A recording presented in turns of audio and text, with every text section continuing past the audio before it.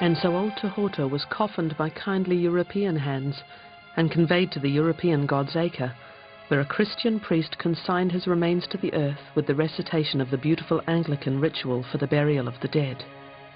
Alfred Black. More than 100 Maori and 6 Europeans perished. The tribes of Te Arawa gathered for an enormous tangi. Some of the dead had been brought out from the devastated areas, others were mourned in their absence. Both Maori and European residents of Rotorua attended the massive tangi. The assembled multitude, gathering round, commenced with one accord a soft and gentle crooning. This gradually increased in volume and in pitch until the chords of sadness were touched in every heart, whether brown or white. This was followed by a low wailing, swelling until one wondered what was to follow.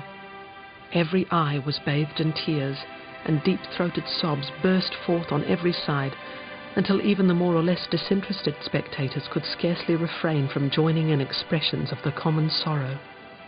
Philip Hankin.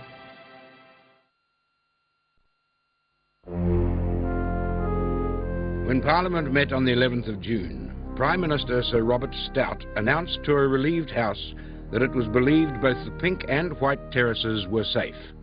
The statement was greeted with loud applause. Amidst huge public speculation, on June the 13th, a party set out from Tarawera to determine the truth. The next day, full of expectation, the expedition clambered up Te Hapa Otoroa, the high hill overlooking Rotomahana. Now at last they would know the fate of the terraces. We looked down upon the most extraordinary spectacle imagination can conceive. Instead of a placid sheet of water, there was opened out immediately beneath our feet a huge crater, belching out showers of mud and stones from innumerable yawning mouths. The lake was gone. Not only the water, but the bottom driven out, scooping the bed to a depth of at least 250 feet below the old level. Thompson Lees. A huge 16-kilometre rift had opened up, lying like a fresh wound on the desolate landscape. The progress of the eruption could clearly be seen along the line of the rift. Despite all evidence to the contrary, they clung to the belief that somehow the terraces might still exist beneath the mountains of rubble. I suppose people hoped that such an amazing tourist attraction might be recoverable. I mean, it had been responsible for an enormous industry in this district. Everybody had come here to see the terraces. So if there was a chance that they might have remained and perhaps could be seen again, I suppose people would cling to that hope, at least until they'd examined the situation. But what could clearly be seen at Lake Rotomahana was that there had been a huge drop in the ground level. What was once the bottom of the lake had dropped as much as 500 feet.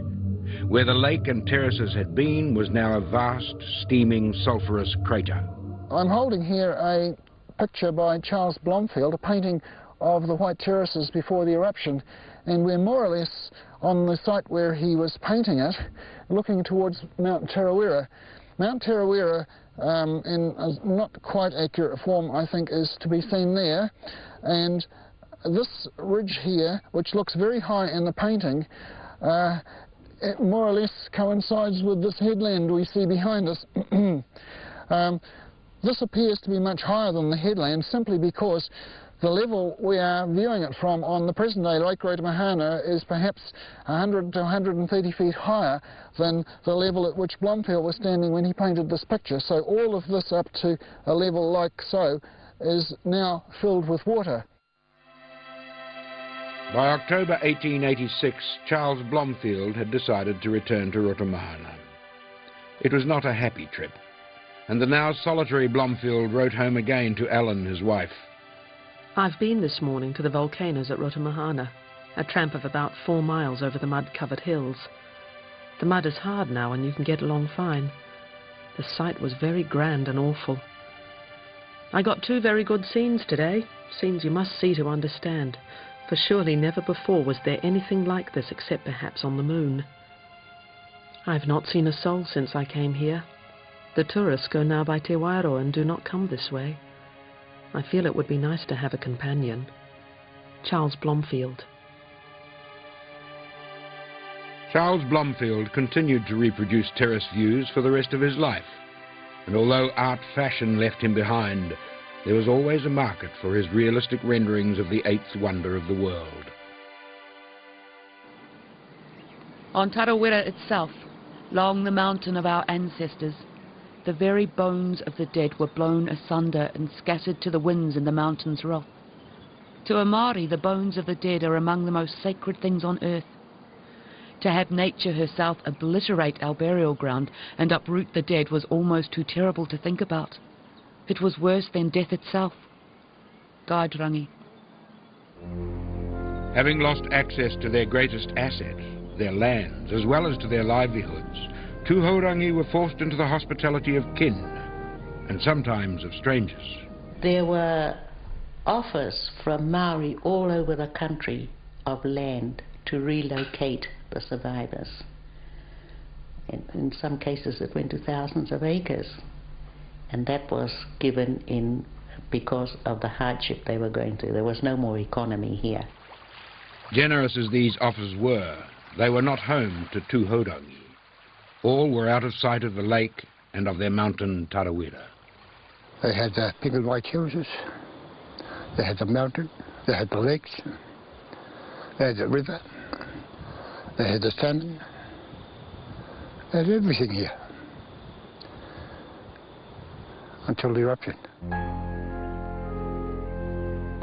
Further away, on the other side of the mountain, Ngāti Rangitihi were in as bad a situation. To the government, greetings to you all, the parents of the orphan.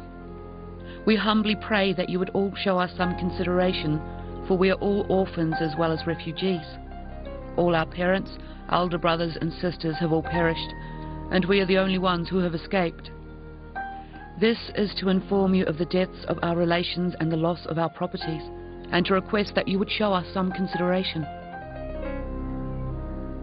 Really, Rangiti have lost their papakainga, the land that they grew, their ancestors grew up. And I don't think maybe only a few do go back to their ruawahi as we knew it in those days. They only to chase after pigs. And that's about it.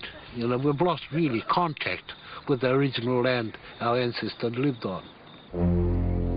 Today, the bush has regenerated around Tarawera, and the Tūhourangi and Ngāti Rangitihi have at last begun rebuilding their lives around the mountain, focusing once more on the enormous tourist market. But now, the tourists no longer come to see the terraces. They come to see Tarawera, the angry giant that destroyed the eighth wonder of the world. Tarawera lies dormant, a slumbering volcano bearing the scars of the horrific eruption that occurred over 100 years ago.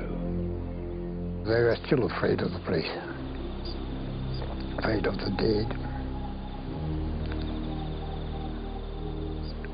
Weren't sure, you know, that the mountain will go again. Although today the volcanic area around Tarawera is dormant, it is not a question of if there will be another eruption, but merely of when. I feel like I think most members of Tūhourangi Ngāti Rangitihi about Mt Tarawera. There's just a sort of a feeling, an affinity between us and the mountain. And you treat it with respect. You treat it with aroha, I suppose. But mainly you treat it with respect that it deserves.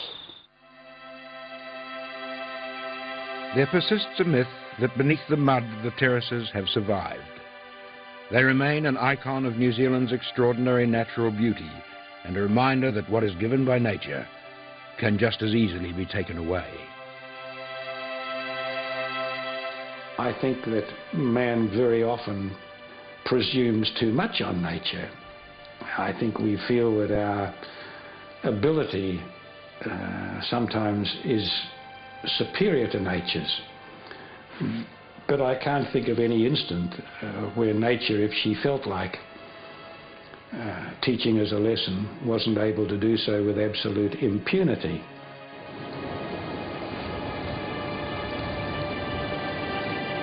Many tourists writing up their journals at the close of a day spent at Rutamahana made the telling comment that on leaving the terraces they had the distinct sensation they would never see them again.